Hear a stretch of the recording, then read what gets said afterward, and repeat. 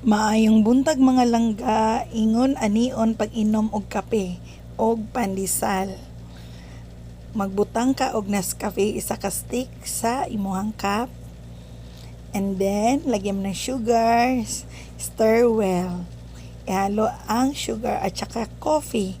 And then, kumuha ka ng isang sachet ng swak na Bear Brand. Ilagay sa iyong mixture na kape. And then, halo-haloin. Oh, daig pa ang Starbucks niyan guys, sa sarap. Ayan. Tapos, pwede na nating tikman. Wow! Kumuha na tayo ng pandesal at linisan ng pandesal, pagpagin at isawsaw natin sa ating kape. Sausaw ulit, supo na naman. Yan, kasi masarap eh. Tapos, sausaw na naman.